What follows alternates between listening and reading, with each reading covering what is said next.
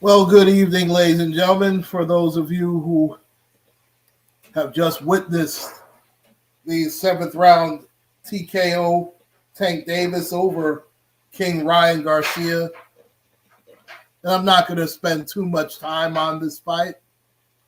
As you enter into the room, make sure to hit the like button. And thanks so much for joining me this evening.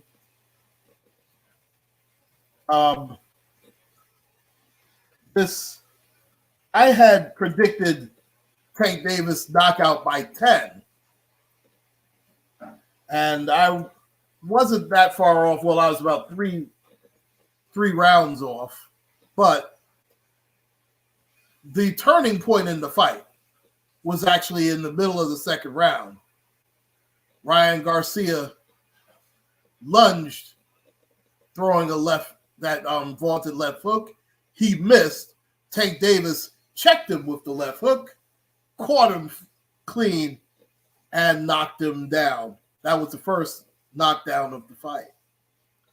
From there, Ryan Garcia's, I'll say his energy level went way down because during the first round and a half, Ryan Garcia was the aggressor.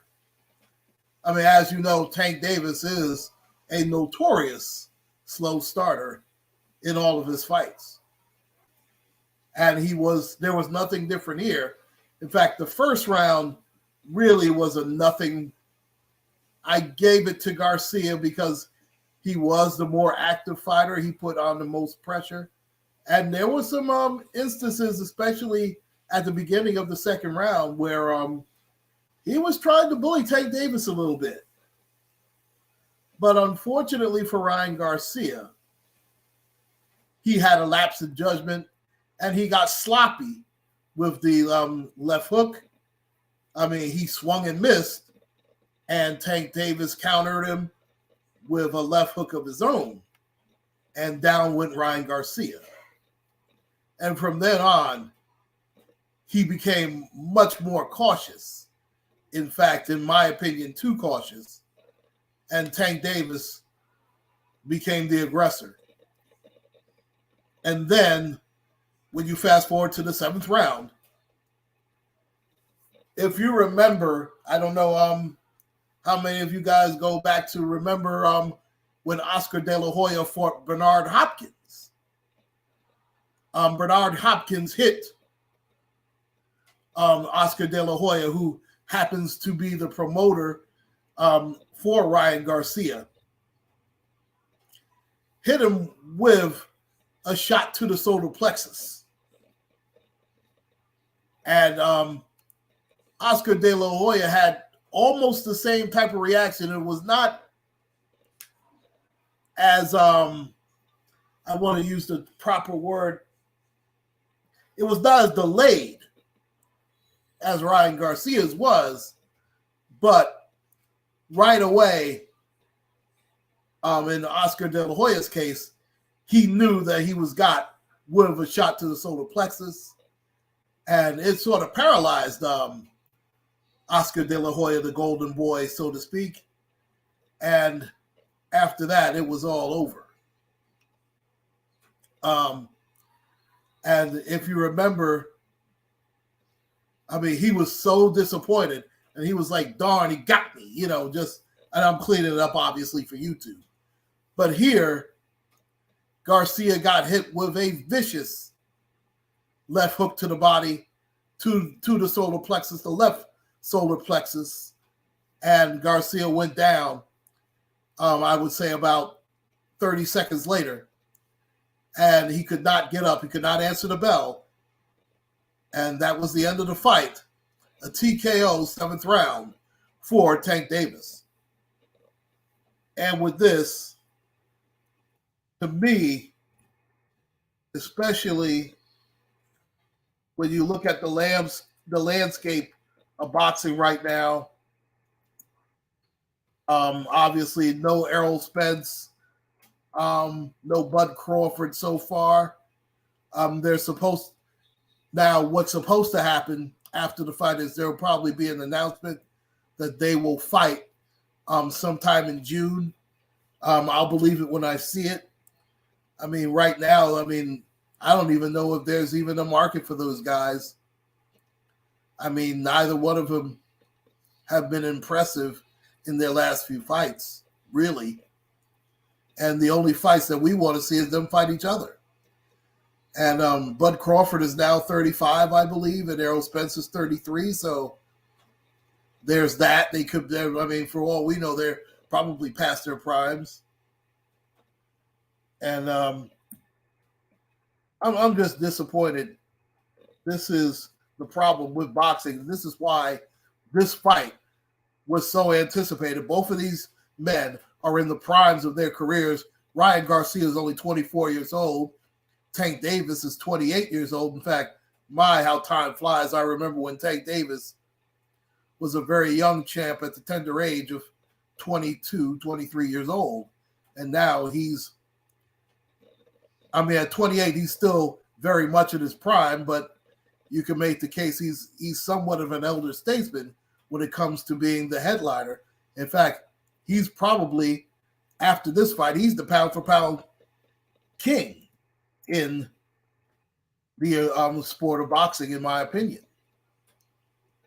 I mean, this was an incredible fight. A lot of prestige and grandeur.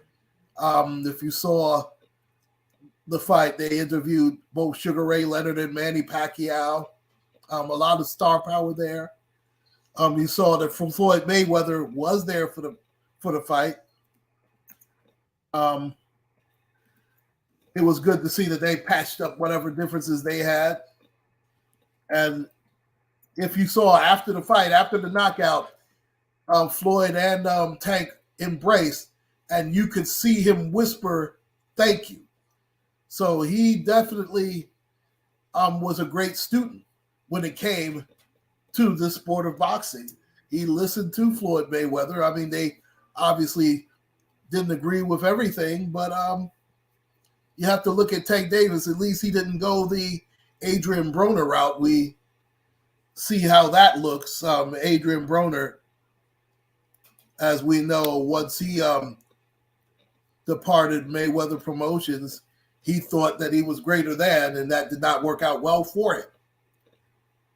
But in this case, Tank Davis has been, for the most part, the model student. And you see that he put to work everything that he learned from Money Mayweather into this fight with Ryan Garcia.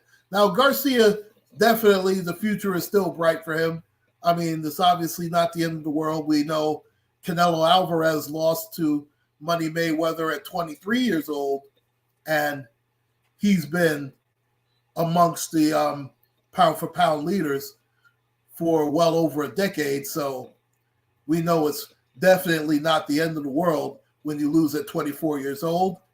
Of course, the legendary Sugar Ray Leonard lost at 24 years old to Roberto Duran, and then he had the rematch against the aforementioned Duran, and we had the No Mas, where Sugar Ray definitely put it all together and put on a boxing clinic. So the future is still bright for Mr. Garcia, but right now, the pound-for-pound king in the sport of boxing has got to be Gervonta Tank Davis, especially when you look at the landscape of boxing. When you look at the Charlo brothers, you look at, again, the lack of fighting that both Spence and Crawford have done. They've done more talking than fighting. Now, there are guys on the come up like a Boots Ennis, who might be the boogeyman in boxing because nobody really wants to face the young man. But, I mean, when you look at every obstacle that Tank Davis has had put in front of him, he has checked the box, yes, and he has succeeded. And as you see against King Ryan Garcia, this was no different. And this, to me, was his most impressive hour so far. when you look at everything he had to lose, when you look at the rehydration, I mean, we look at everything that happened, the rehydration clause.